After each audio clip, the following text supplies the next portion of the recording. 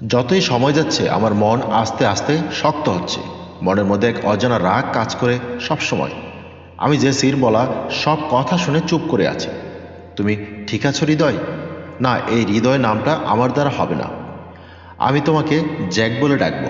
ওকে বলো, সমস্যা নেই। নিজের ছোট বোনকে কি এতদিন পর দেখেও জড়িয়ে ধরতে মন চাচ্ছে না? আমার মায়া লাগছে ঠিকই, কষ্টও হচ্ছে, কিন্তু বোনের জন্য মায়া দেখানো ভুলে গেছি অনেক আগে থেকে। সেটা কেন? বাদ দাও এসব। আগে বলো, আমরা কীরকম মনস্টার? আমরা হচ্ছি হাফ ডেমন, মানে আমাদের শরীরে মানুষ আর ডেমন দুইয়ের রক্ত। আমাদের আম্মা কি তাহলে মানুষ ছিল?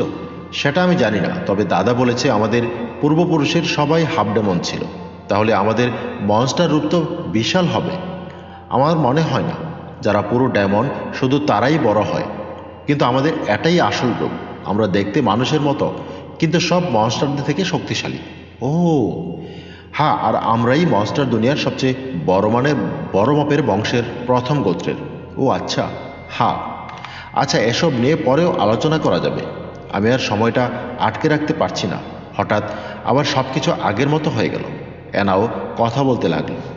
কি করলে ওর সাথে জেসি? ওইভাবে আলো জ্বললো কেন তোদের হাতে হাতে একসাথে রাখার পর? কারণ আমরা দুইজন ভাই বোন। কি? তাহলে হৃদয় তোর ভাই, যার কথা আমায় তুই একবার বলেছিলি? হ্যাঁ। ওকে হৃদয় বলবি না, ওর নাম জ্যাক। তুই বলিস ওকে জ্যাক, আমি তোকে হৃদয়ই বলবো, তাই না হৃদয়? আচ্ছা, তোমরা দুজন দুজনকে চিনো কিভাবে? তোমাকে তো বলেছিলাম আমি মানুষের দুনিয়ায় অনেকটা সময় থেকেছিলাম, তখনই ওর সাথে পরিচয় হয় আমার। ও এনা আমার উপরে পড়ে আমার গলায় আবার একটা কামড় দিল। এবার পুরো ক্লাসের জনগণ আমার দিকে তাকিয়ে আছে। ছেলেরা চোখ গরম করে তাকিয়ে আছে। তাকিয়েই তো থাকবে, কারণ বিশিষ্ট দুই সুন্দরী মেয়ের সাথে আমি কথা বলতেছি। আবার একজন আমাকে মিষ্টি কামড় দিচ্ছে। তাদের মনে তো জ্বলবেই। জেসিকা এনাকে টেনে নিয়ে আমার গলা থেকে, কি করিস তুই? আমার ভাইকে কামড় দিচ্ছিস কেন? আমি ভ্যাম্পায়ার ভুলে গেছিস? না, ভুলিনি। কিন্তু আমার ভাইকে কামড় দিবি কেন? কামড় কেন? আমি কিস দিব, তাতে তোর কোনো সমস্যা? আরেকবার ছুঁয়েই দেখ না আমার ভাইকে কি করি। তোরা দুজন থামবে? স্যার আসবে ক্লাসে। জেসি আমার পাশে থাকা একটা সিটে বসলো। ক্লাসের সিটগুলো এক এক জনের জন্য এক একটাই। উনি লংস্টারের অষ্টম ডিউকের ছোট ভাই। হ্যাঁ, আমি জানি। ওনার সাথে আমার কথা হয়েছে একটু আগে। ও হ্যাঁ। ক্লাস শেষ হওয়ার পর আমরা সোজা ক্যান্টিনের দিকে যাচ্ছিলাম। দুপুরে খাবার খেতে হবে। আমি আর জেসি টেবিলে বসলাম, আর এনা আমাদের জন্য খাবার আনতে গেল। জ্যাক, আমি তোমার মধ্যে আজব কিছু ক্ষমতা অনুভব করছি। তাহলে কি তোমার লুকায়িত ক্ষমতা দেখা দিয়েছে? লুকায়িত ক্ষমতা মানে? দাদাভাই আমাকে চিঠিতে বলেছিল তোমার কাছে এমন কিছু ক্ষমতা ছিল যেটা এই পুরো মনস্টার রাজ্যকে ধ্বংস করে দিতে পারবে। শুধু এই মনস্টার রাজ্যই না, বরং এই মানুষের দুনিয়াও ধ্বংস করে দিতে পারবে। কি আমার কাছে এমন ক্ষমতা ছিল? হ্যাঁ, কিন্তু তোমার ছোটবেলায় দাদাভাই তোমার ক্ষমতাকে তোমার শরীর থেকে আলাদা করে একটা স্পেল দিয়ে সিল করে রেখেছিল। ও আচ্ছা। আমার সাথে হওয়া কালকের কথা আর বললাম না। কি কথা হচ্ছে দুই ভাই বোনের মধ্যে? এত বছর পর নিজের ভাইকে দেখলে কত কথাই বলার থাকে, সেটা তুই বুঝবি না। হয়েছে, থাক, আর বলতে হবে না। দেখতে দেখতে আমাদের তিনজনের মধ্যে খুব ভালো একটা বন্ধুত্ব হয়ে গেছে। আজকের রাতটা পুরো অন্ধকার, বাইরে কোনো আলো দেখা যাচ্ছে না, কয়েকটা তারা দেখা যাচ্ছে শুধু। আজ এক সপ্তাহ কেটে গেছে এখানে এসেছি। জেসির কথাগুলো এখন আমার মনে আছে। আমার কাছে নাকি এই দুনিয়া ধ্বংস করে দেওয়ার ক্ষমতা আছে, কিন্তু আমি তো কোনোদিন ফিল করিনি। সেদিন সেই অদ্ভুত গোল আলোর মতো জিনিসটা আমাকে বলেছিল যে আমার ক্ষমতা ধারণ করে, তাকে ছাড়া আমি কিছুই না। আচ্ছা, সে তো আমার ভিতরেই আছে, তাহলে কি আমি কোনো রকম ক্ষমতা ব্যবহার করতে পারছি না কেন?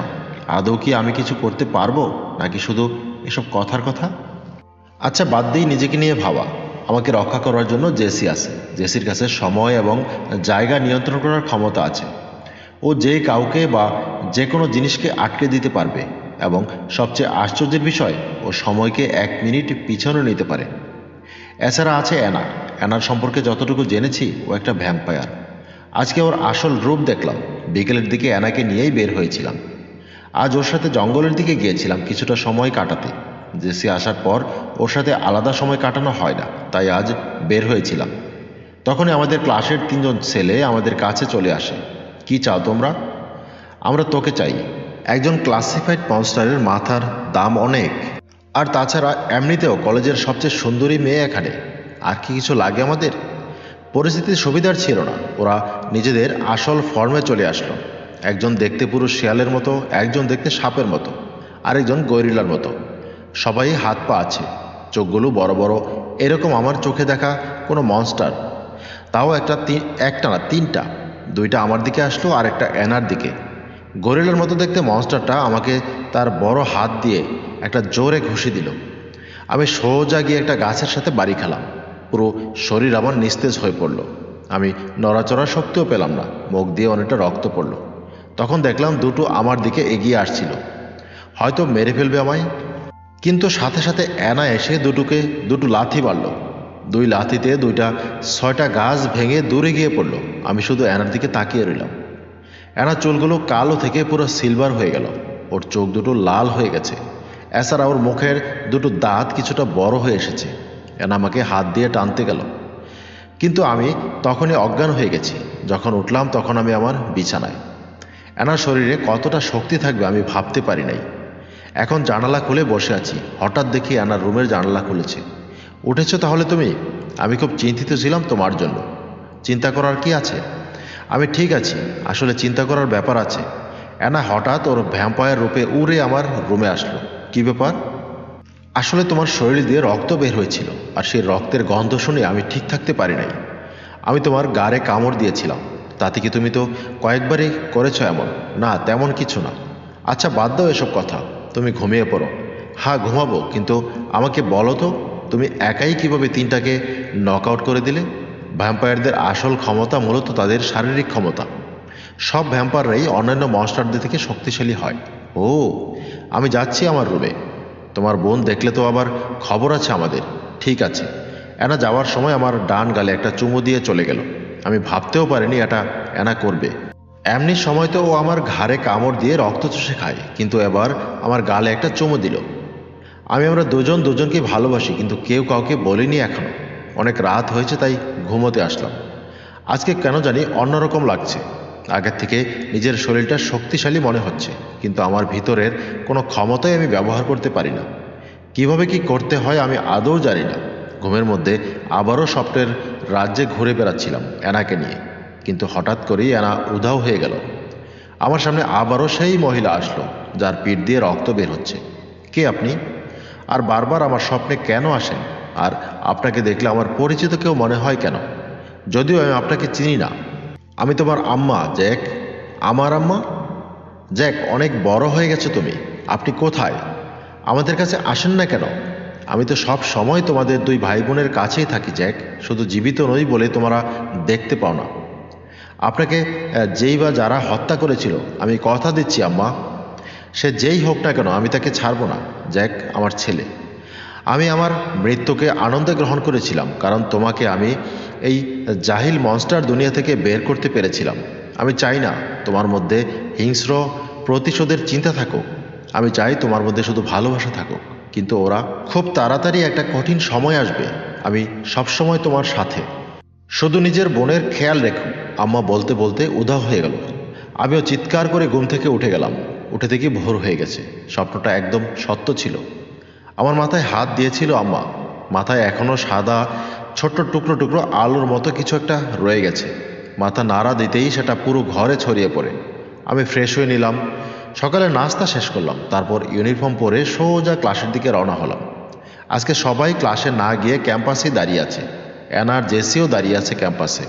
কি হলো, তোমরা বাইরে দাঁড়িয়ে আছো কেন? ক্লাস হবে না আজকে? না, আজকে স্টুডেন্ট সভাপতি কিছু বলবে, আমাদের এখানে দাঁড়াতে বলেছে।